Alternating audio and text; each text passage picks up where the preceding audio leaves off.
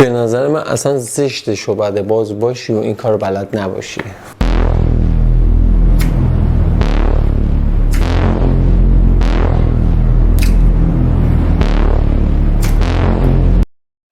دوستای من چطوری؟ من حامد رجبی ام. خیلی خوشحالم از اینکه دارم همتون رو میبینم.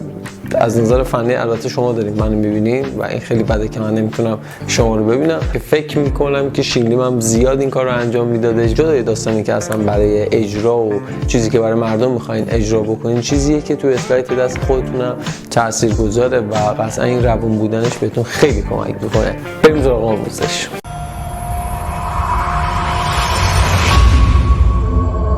مامانم همش بهم میگه چرا روی لباس تو اتو میکنی؟ میگم آقا پشتش کسی نمیبینه. خب بچه‌ها بریم سراغ یه آموزش. نه از اینجاشو نبینه، اینجا باید بریم. واسه اول کار تنها چیزی که احتیاج دارین اینه که 2 تا کارت داشته باشین، 2 تا از هر چیزی که دلتون خواست، 2 تا سرباز، 2 تا شاه، 2 تا آس، فرقی نمیکنه.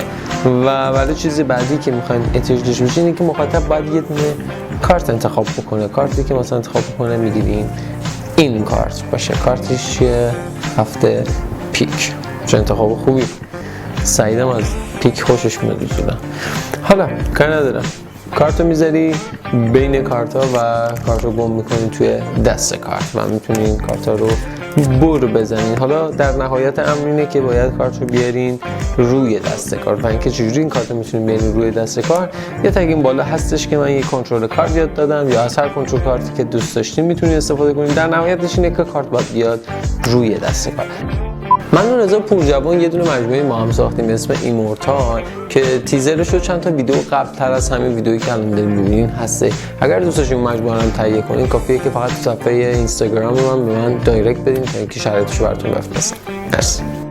میتونیم مخاطب بگین که فکر می‌کنی کدوم یکی از این کارت تو مخاطب مثلا من میاد میگه این کارت رو بیرون میکشین، میگین خب من برای اینکه حالا شاید این کارت بشه شاید کارتت نباشه، من برای اینکه بتونم کارت تو رو پیدا بکنم از تو دستیارم استفاده میکنم. و اینجا باید بریک بگیرین که اگر نمیدونین بریک چیه، همین چیزی که الان دارین تو تصویر از پشت من میبینین.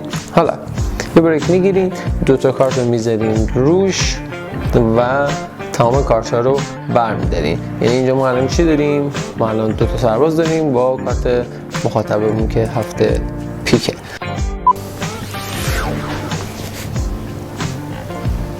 اون منم تو گذشته اون موقع فکر می‌کردم خیلی اتون قراره این ویدیو رو لایک کنید، ولی الان اومدم بهتون میگم که این کار نکرد. پس حداقل یه ذره انگیزه بهش بدین و ویدیو رو لایک. وقتی میان کارت رو بردارین سعی کنید ببینید دقیقاً دستتون رو به صورت عمود، از این 2 لبه میگیرین. ببینید به چه اندازه‌ای هستش. دقیقاً به صورت عمود باید دستتون بیارین و از این 2 جا بگیرین. دلیلش رو بهتون میگم چرا.